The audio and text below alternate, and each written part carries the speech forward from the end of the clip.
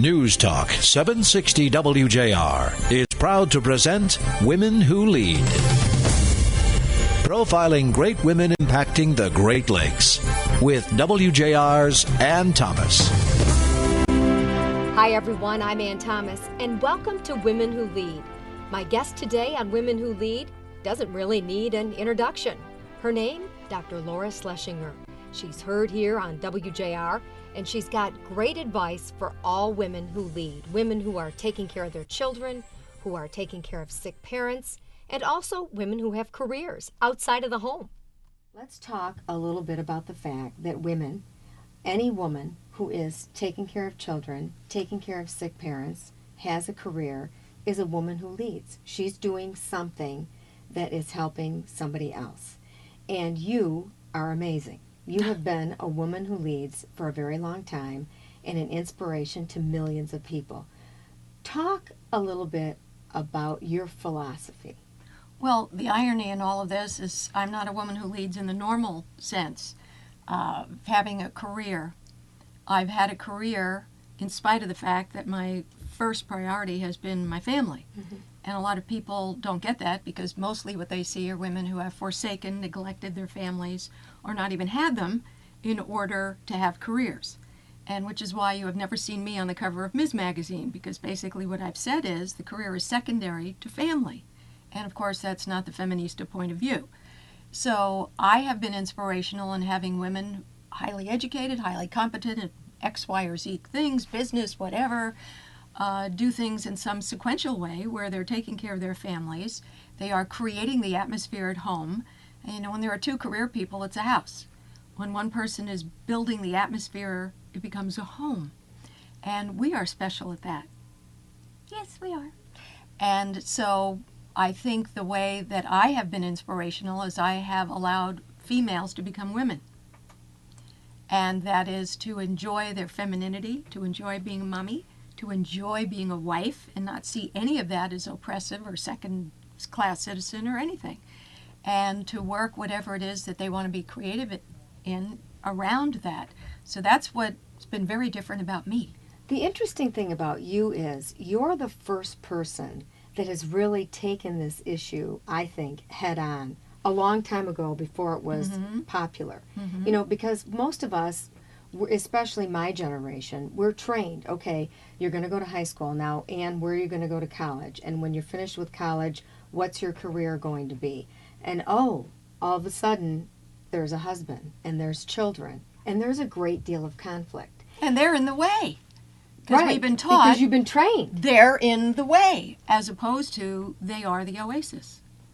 They are what you come home to, what you live for, and what makes you a whole person. I have convinced more than one generation of women to embrace their womanness. And you're the first person that ever did that. Yeah. You're the first person that I actually stopped and listened to and said to myself, oh, she's making it okay for me to be home.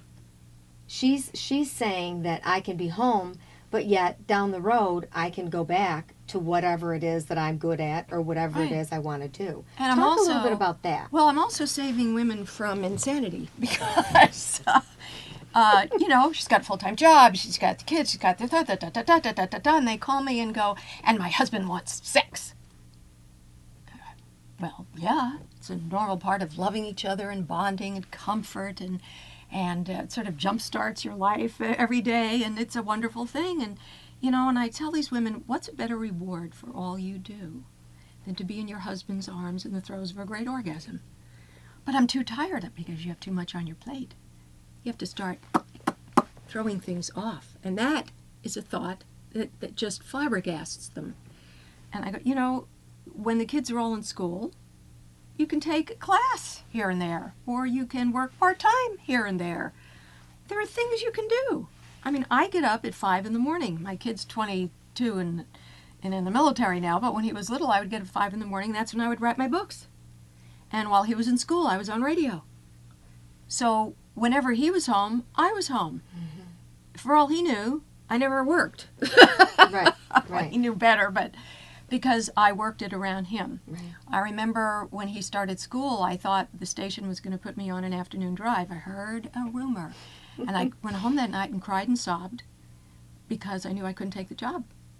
Because I didn't want to be on the air when he came home from school and see him when he was going to bed. Fortunately, they didn't do that. It was noon to 3. I was out of there picking him up at school. I mean, I just would have turned down the job.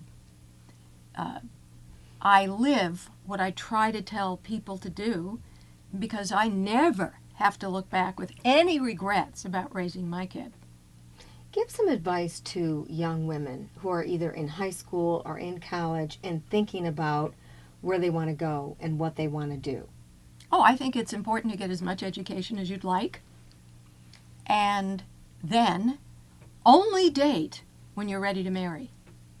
This dating and having sex and going through all this heartache, heartbreak, abortions, it destroys your mind for the future. It destroys your sense that this is a lovely, sweet thing. I remember one time I was walking down the street and somebody came up, "Oh, Dr. Laura, I'm a big fan." I thought that was very cute. And we started talking and she's shacking up with some guy. And I said, "Why are you doing that?" I said, "Do you realize that on your wedding night, he can't carry you over the threshold to a new life? You're going to miss that. You've robbed yourself of that." And she just looked at me and said, "I never thought of any of that." I said, "Okay, go back, live with your mother, 6 months, get married, let him walk you over the threshold. Don't date until you're ready to get married, and don't date anybody who isn't prepared to support a family." If I was on a first date right now, and I was 25, 28 years old, whatever, I would say on the first date, "I intend to be an at-home mother. Are you prepared to support a family? Are you dating to get married? Or are you dating to get some?" Oh, that's great. That's great advice. First date! Why waste your time? Now, you're a dynamo, though. I mean, you go all day long. You've got more energy than anybody I've ever met. That's part of your success, don't you think? Well, I can multitask. Quick story. I'm working on my first book, sitting there typing away, and my husband comes in and goes, "Oh my God, you're not in the car yet? Your radio show starts in X minutes." Well, I got in the car, and let's just say I drive.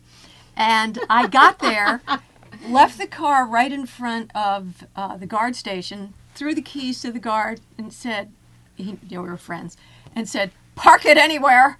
Ran up 3 flights of stairs just as my music ended, okay? And started the show, and I started the show by saying that, and I said, "I'm not even breathing hard, I'm in good shape." I got home and finished the sentence. Are you kidding? No, I can work like that. What do you Which is like why I to don't do drugs and things like that. I mean, this, I got a great mind in terms of being able to hang on to thoughts and think things through and synthesize. I cannot remember where I put anything, though, ever. I don't remember where I park a car. I don't drive anymore. I drive a motorcycle, but I don't drive cars. If anybody wants to do anything with me, they have to come pick me up. Now, what do you like to do for fun? I know you're a great sailor. I race sailboats. I drive.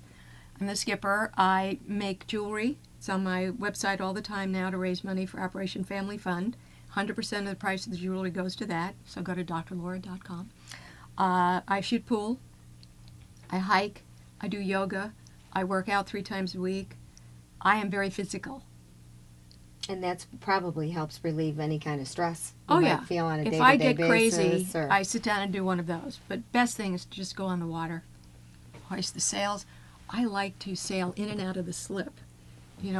People love to watch me come into the slip with it. She's going to, because the sailboat doesn't have a brake. Right, yeah. And unless you have the engine on, which you can put in stop and reverse, but it's a sailboat, man. You should sail it in your slip, so I normally do that.